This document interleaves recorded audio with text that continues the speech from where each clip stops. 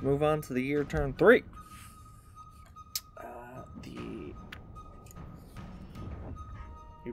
There are 2 rebel factions that Cathay has started out on. You have the rebel faction Nanyang and the other rebel faction that is just south of them. And for the most part, Mao Ying and her brother are basically kind of competing to absorb said factions into their, or I guess absorb the territory into their factions. Got a little caravan. Seems that the caravan has gotten into trouble.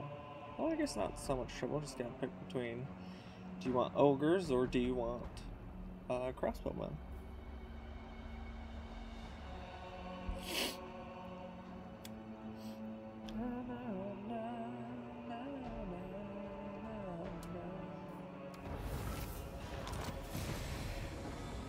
But we are still in a precarious position. Interference will cost you dearly. Still not in harmony. Trying to work on that. And for the most part, yeah. The majestic defender. You go north. I do not think so. That is a well-guarded settlement. Leave me to my manipulations. I am no one's slave. Might of the storm. Well, these poor fucking bastards still gonna keep getting attacked.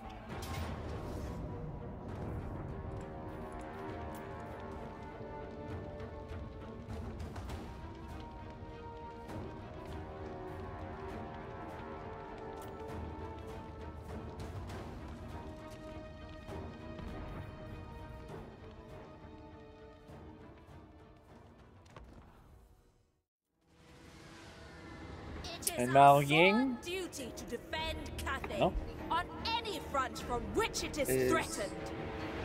Really, quite frankly, the Lords of Nanyang cannot get a break. Mao Ying has consistently been pressing them to, well, reunify with the proper Cathay forces. So as of right now, we got peasant infantry running up one rampart.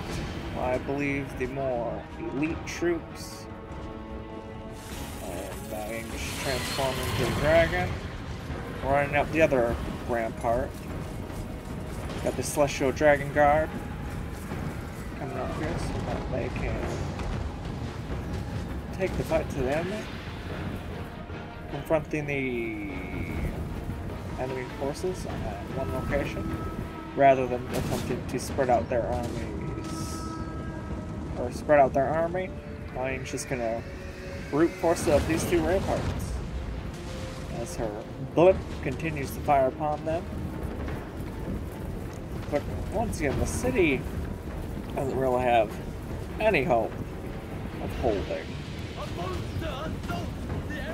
with how few forces they are bringing to the fray. It appears the enemy is retreating, and then quickly turn around to charge Mao Ying's local forces. Additional Jade Warriors coming up to assist.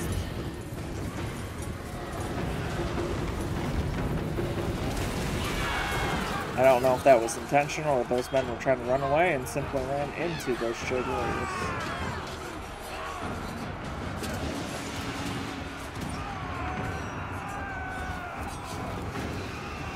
Here, some of Mao Ying's forces are retreating now. Mostly peasant infantry. And then Mao Ying's going in for the kill. I feel like you would not run from her rather than confront her.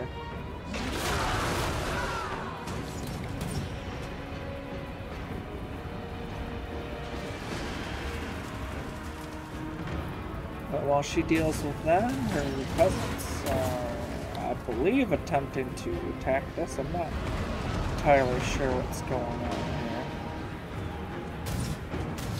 But she is taking the point to shut down those towers. Still tying down these two peasant infantry with one chain. But forces are finally coming up to assist them. As I don't know, Feather's boy is just kind of doing some hand signals. I'm going to assume trying to encourage his men up here. Peasant infantry against peasant infantry. Once again, archers prevail.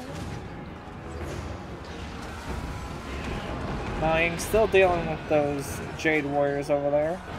But overall, the tide is definitely not going in the garrison army's favor. They're trying their best, but they just aren't able to do anything. Getting peppered upon by arrows, even though they are attempting to repel the forces. But that won't really